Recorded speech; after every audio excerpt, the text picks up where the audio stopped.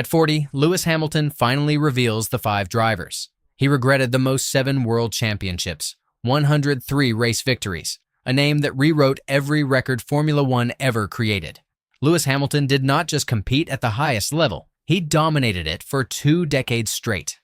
But behind the trophies, behind the records, behind the carefully chosen words in press conferences, there were drivers he never forgot. Not because they beat him, but because of what those battles cost him. Moments he replayed alone, decisions he wished he could take back, rivalries that left scars no championship could heal. Regret is not a word Lewis Hamilton uses easily. He built his identity on mental strength, on never showing weakness, on always moving forward. But at 40 years old, Hamilton finally speaks the truth. 5 drivers. 5 moments he regrets most. This is the list he never wanted to make. Lewis Hamilton was born on January 7, 1985 in Stevenage, England. Racing was not a family tradition. It was a dream his father Anthony worked 3 jobs to fund. Go-karts at age 8, titles by age 10. A talent so obvious that McLaren signed him at 13 years old.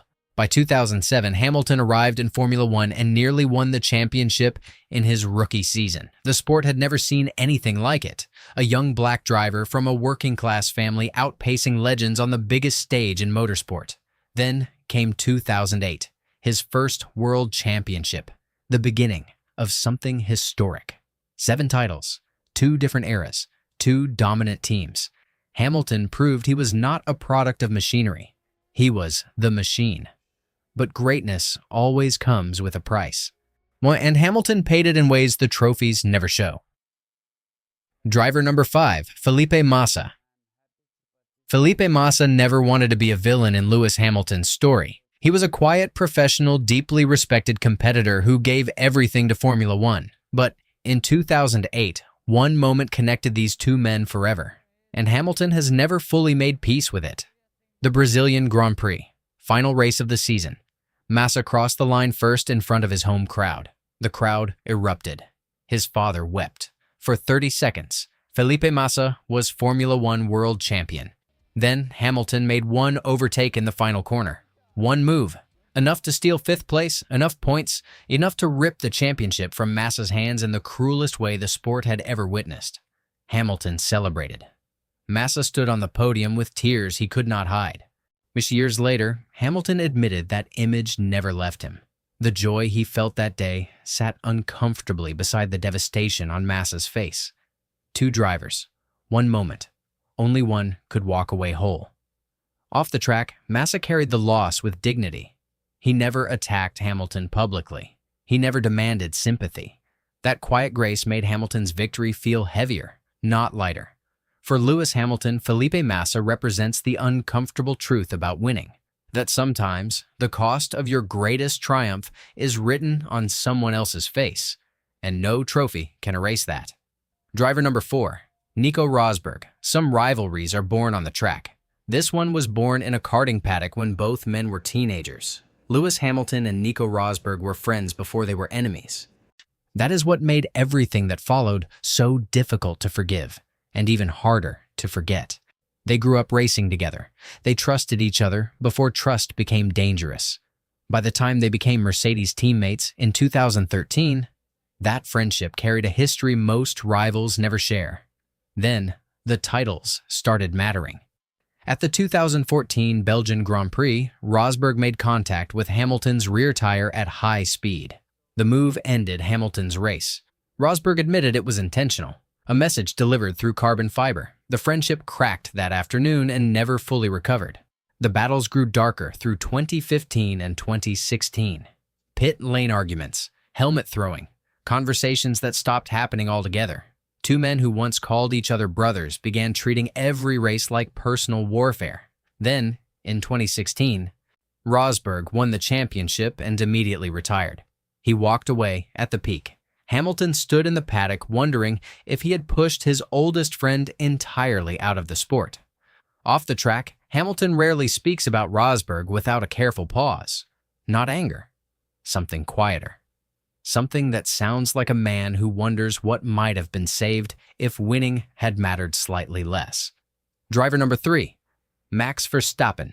Max Verstappen did not just beat Lewis Hamilton, he broke something inside him that an entire career had carefully built. And Hamilton has spent years trying to understand whether the damage was Verstappen's fault, the sport's fault, or quietly his own. The 2021 season was not just a championship battle. It was 40 rounds of psychological warfare compressed into 9 months. Silverstone, Monza, Jeddah.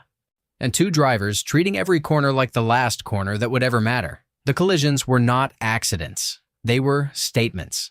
At Silverstone, Hamilton overtook aggressively.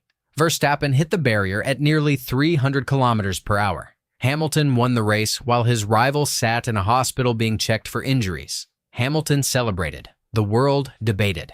And somewhere inside, Hamilton knew that moment crossed a line he had always drawn for himself. Then came Abu Dhabi, the final lap of the final race. A safety car decision that rewrote history. Verstappen overtook Hamilton and became world champion in circumstances that felt less like racing and more like punishment. Hamilton went silent afterwards, not for days, for months. The sport that had given him everything suddenly felt like it had taken something permanent. Off the track, Hamilton admitted the 2021 defeat changed him, reshaped his relationship with winning, made him question whether the sacrifices still made sense. Verstappen did not just beat him. He made Hamilton doubt himself. That is a damage no championship can repair. Driver number 2, Fernando Alonso. There are rivals who push you to be better. And then there is Fernando Alonso, a man who arrived as Hamilton's teammate in 2007 and immediately made clear that he had not come to McLaren to share anything. Not the spotlight, not the resources, not the respect. Hamilton was a rookie. Alonso was a 2-time world champion. The gap in experience should have created a natural order. Alonso expected it. Hamilton refused to accept it, and that refusal turned one garage into a war zone that destroyed both of them.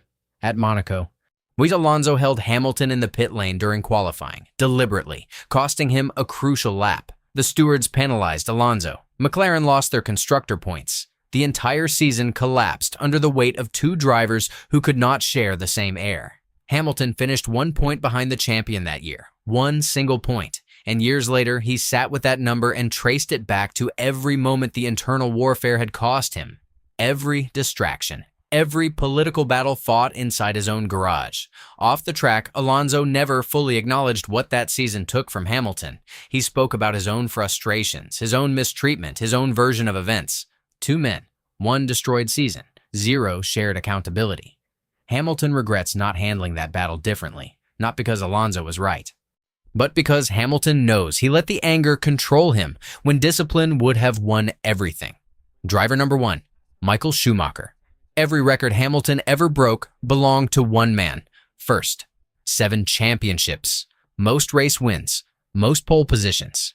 Every milestone Hamilton celebrated carried Michael Schumacher's name underneath it. And that weight never felt like pure triumph. It always felt like something more complicated. Hamilton grew up watching Schumacher, not as a rival, as a god, the standard against which everything in Formula One was measured.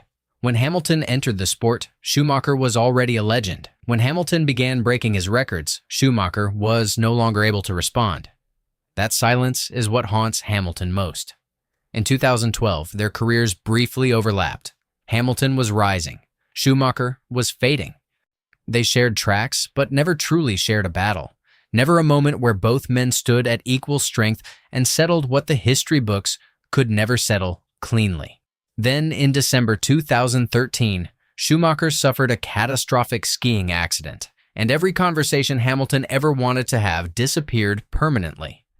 Hamilton has spoken about Schumacher with a reverence that borders on grief, not for a rival, for something unfinished, a validation he never received from the one man whose opinion would have mattered most. Breaking someone's records should feel like conquest.